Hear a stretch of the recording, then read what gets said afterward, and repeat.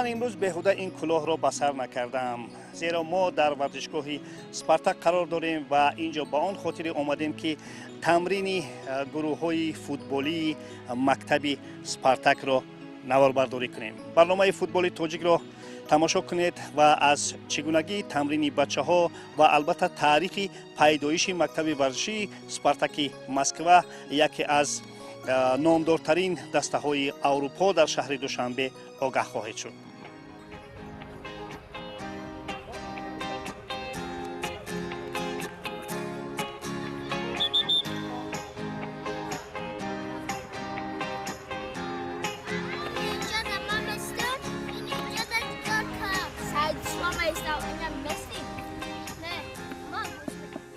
همین ایده کی بود اصولا در شهر دوشنبه که شدن مکتب سپارتاک؟ ایده بین دو سه جوره این ایده پیدا شد. بین دو سه جوره که فوتبال بازی میکردیم از کودکی، سخت بالشکی این مکتب سپارتاک هستند. در روسیه بودند و خود اکادمی سپارتاک مسکو در اومده هم صحبت شدن که ممکن که ما همین مکتب رو در شهر خودمون کشیم و رخصت گیریم از شما، همینه که شدن با همین دوشنبه بیاریم همین چیز رو و رخصت دادن. خیلی صحبت کردن، یک کانترکت بستن بین سپارتاک مسکو و دوشنبه که برای اینجا که شدن همین مکتب خیلی با هم خیلی تشکیلات شده این مکتب در همین دوشنبه.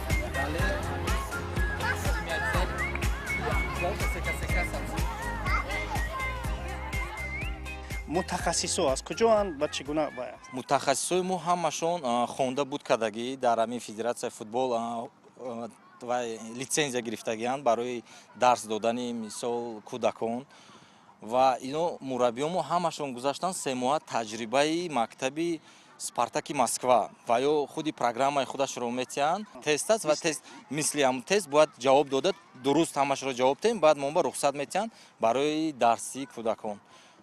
میبینم که یک نفر متخصصی خارجی زبان هم هست. خارجی زبان متخصص هم داریم و با زبان انگلیسی کودکان رو درس میتید و هم متخصصی خوب. شما خودتون مخلص سپارتاک هستید یا که مخلص دیگر کمانده بودید از روی تجربه ترینری از روی کاری به اینجا اومدید؟ لیکن سپارتاک این کمانده بسیار مشهور بود، بسیار مشهور هول هم هست. تو سال 2001 که از دسته های بهترین روسیه و SSR انا چی میکرد. شخصا من مخلص در کودکی هم بودم. اندری تیخن گفتنی بازیگر بود. من حتی که از با مسکو رفته از وای اتوگراف هم گرفتگی بودم خیلی حالت در وقت یوشی خیلی حالت شد. ما امروز امکانیت شد از سپارتاک مسکو دوشنبه تمرین کنیم.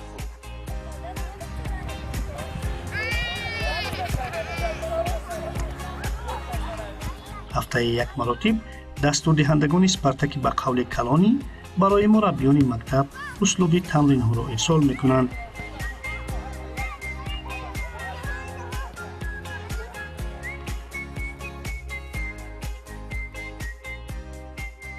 У нас есть программа, которую они нам дают.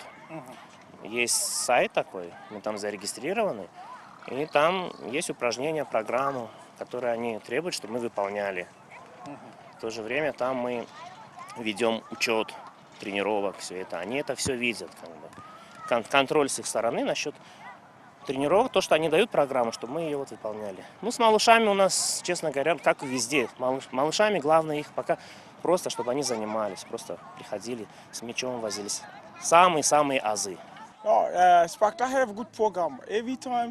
Every week I have good program for the team. Spartak هر هفته من با برنامه نو میتید برای کارکنی کودکان.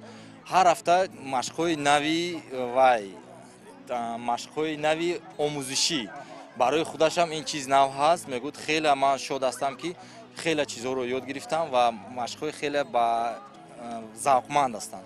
چه طرز کارکنی رو طرزی معامله دستور میتن که چه ما باید همین مکتب رو روایت کنیم، همون خودی برندی همین سپارتاک رو پس نزنیم و حرکت کنیم بالاتر رود.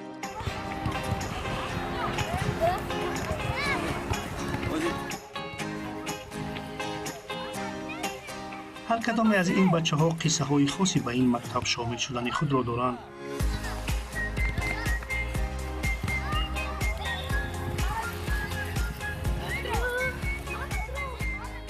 Амирҷон, как ты сюда попал?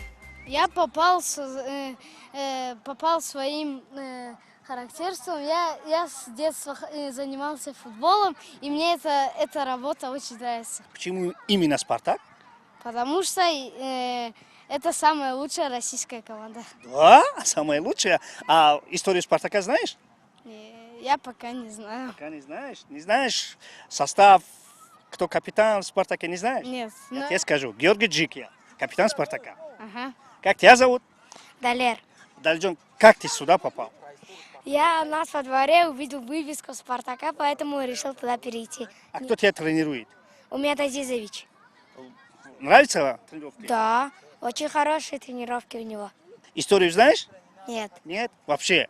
А матчи с участием «Спартака» смотришь? Да. Последний раз какую игру смотрели? Последнюю игру я не смотрел. А ты смотрел? Я пока нет. Пока нет. Так, давайте, ребята, учитесь хорошо, бежим хорошо, будем играть за «Спартак». Будешь играть за «Спартак»? Да. М? Да. Давай. А ты будешь играть за «Спартак»? Давай.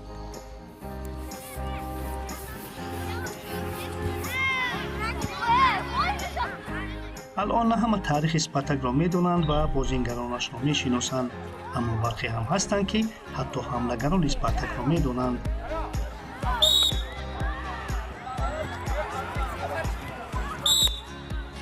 تا 22 بار چمپیون روسیه شدگی так чи СССР гирифтаги чи титул СССР چمپیون هستی.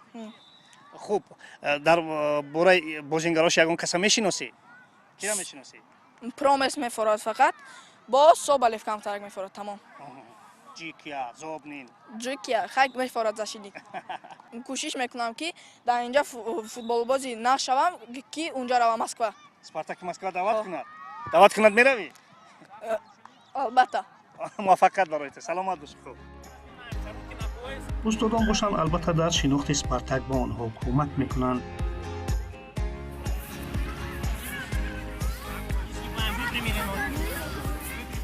мо ҳаракат мекунем ки мо таърихашро ҳар як кӯдак ба кам нақл карда местем.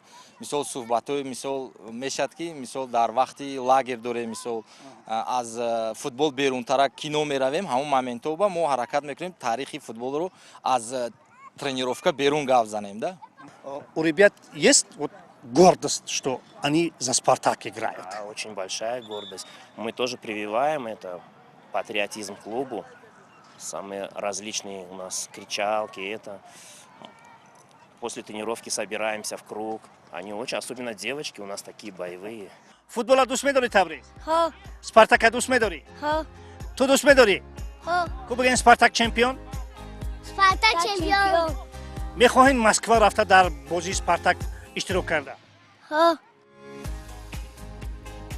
محمد مخاطف میگوید بچه‌ها هنوز گیم «Спартак» را نمی‌دانند، اما شعار آن را پوره از خود کردند. мо якау ягона аз ин завсеқ се заднаҳо гуфта дар ҳар як тамрин ин чиро оғуза мекунам. Спартак чемпион. Когда вырастешь, кем будешь? Футболистом. Футболистом? Где будешь играть? В Спартаке. В каком «Спартаке»? «Спартак» Москва? Нет, тут. Тут? Отлично, удачи тебе. خوب بچه‌ها در یگان مسابقه شرکت کردن تو همین وقتی اونه من نکنی 1 سال شد قریب. дар давоми як сол мо дар мусобиқаҳо иштирок накардем аз сабабе ки бисёри бачаҳое ки дар дастаи мо ҷамъ мешаванд ои барои омода нестанд барои чунин мусобиқаҳо. мо ҳамин сол ният дорем ки ҳамин дастара барои ягон мусобиқаи шаҳрӣ ақаллан омода кунем ва дар он иштирок варзем. За Кариной Мухимджановой. Легко бегом, никто не отстает. Побежали. در هماهنگی با فدراسیون فوتبال تاجیکستان در مکتب اینک 2 ماه شده که گروهی دخترانه نیز تأسیس یافته است که خواهشمندان خیلی زیادند.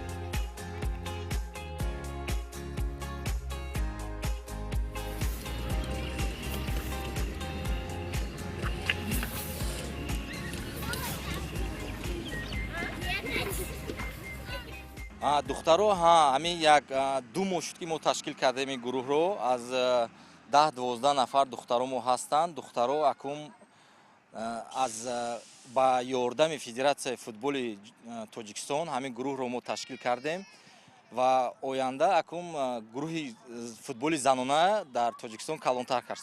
Аниса, как ты сюда попала? Ну, я хотела на футбол, и вот узнала о команде «Спартак», и пошла. Интересная команда. Раньше болела за «Спартак»? Да, болела. А про «Спартак» знаешь что-нибудь? Московский «Спартак». Ну, я про московский «Спартак» не очень много знаю, только про таджикский «Спартак». Про таджикский «Спартак». Как тебе тренировки интересно? Да, очень интересно. Мы занимаемся, обводим мячи, фишки обводим мячами, разные финты делаем. Интересно занимаемся. Подругу нашла? Да, много подруг. Как тренера?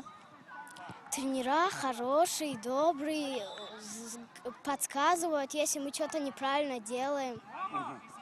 А тебе не трудновато? Нет, мне нравится. Нравится? Скажи «Спартак» чемпион. «Спартак» чемпион. Удачи тебе, давай. дар гурӯҳи Валерий Юлдошев писарону духтарон якҷоя машқ мекунанд ва ин албатта сабаби худро дорад. Сейчас просто у нас летний период, идет наплыв большой. Ну, нормально справляемся. Мы девочек... Почему с маленькими? Потому что девочки только начали тренироваться, чтобы... А мальчики все равно, они как бы получше воспринимают физическую нагрузку. Вот как бы сначала у нас совсем маленькие были девочки, тут они есть некоторые. И вот с малышами их проще было, чтобы они занимались. Поэтому, ну так, когда много народу, у нас много, сейчас летний период, много народу. Ну, мы 2 тренера, поэтому мы 2 тренером работаем вот с Кариной. Более-менее. Она у вас помощница, да? Да. Справляется? Да, отлично. Она же профессиональный футболист, действующий. Она все упражнения, все знает, всю разминку, как надо проводит. Карина Муқимҷонова, бозингари мунтахаби бонувони Тоҷикистон, инҷо ба ҳайси ёвари мураббӣ кор мекунад ва ба гуфти худаш кор дар «Спартак» ва масъулияти дошта барояш писанд аст.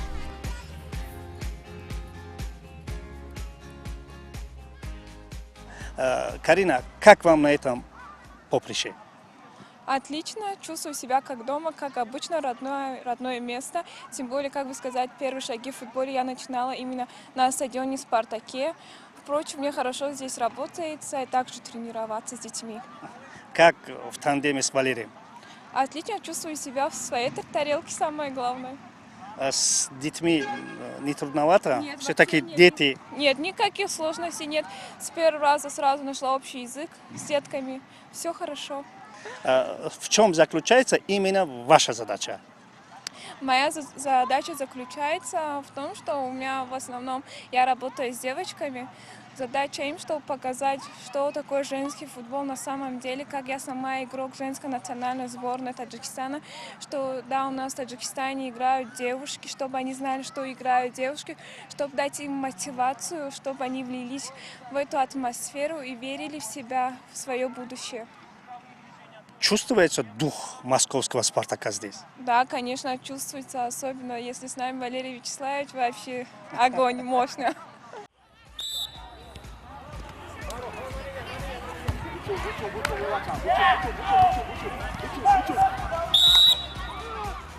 эрнест мегӯяд, ман тоҷикиро кам кам баладам, аммо хубии кор ин аст ки бачаҳо низ нигаҳ накарда ба хурдсолии худ аллакай забони англисиро медонанд. Okay, I No speak. difficulties, translation is No, now кам I кудамам забони тоҷикӣ ҳаракат мекунам. Бисёр кӯдакон мегӯянд забони англисиро хеле хуб I медонанд. speak English is very good. Они все говорят на русском?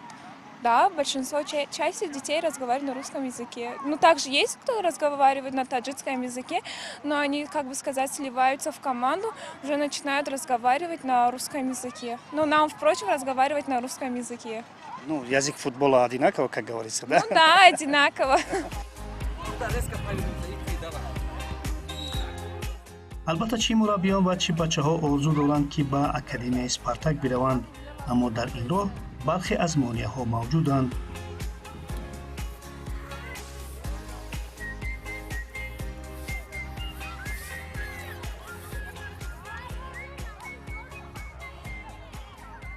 Мы бы, конечно, очень хотели, это чуть-чуть сложновато финансово.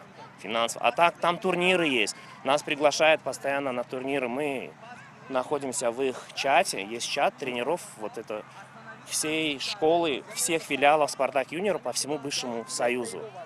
Мы в этом чате находимся. Там постоянно приглашают. Ну вот у нас единственное то, что проблема с дорогой отвезти. Там-то проживание, все это оплачивает принимающая сторона. Также и приглашает в Академию «Спартака» на обучение тренеров, стажировку.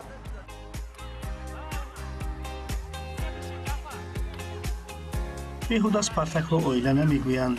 дар чаҳорчӯби риояи анъанаҳои неки спартаки калонӣ дар душанбе низ як оилаи бузурги миллатҳо ба ҳам омадааст ки ҳар кадоме албатта дар дил орзуи ягона дорад ва дур нест он рӯзе ки ин бачаҳо дар мусобиқаҳои академия ва мактабҳои спартаки москва ширкат мекунанд ва орзуи деринаашон ки дар ҳайати спартак бозӣ кардан аст амалӣ мешавад. бошад, чаро не?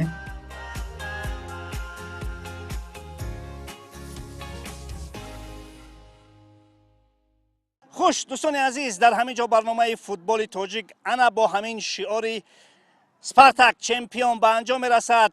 با برنامه‌های تلویزیونی ورزش باشد. خیر دیبافه ماشیم سپارتاک چمپیون.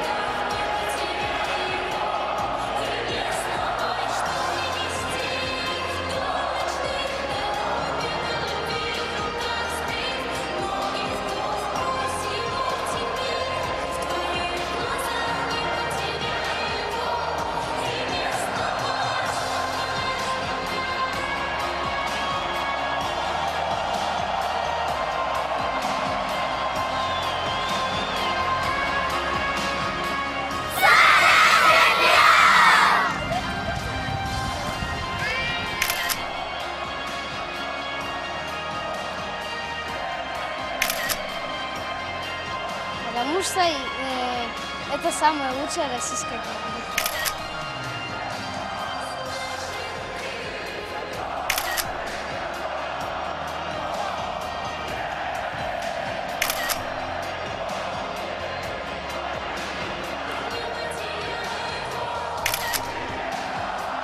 Спартак чемпион!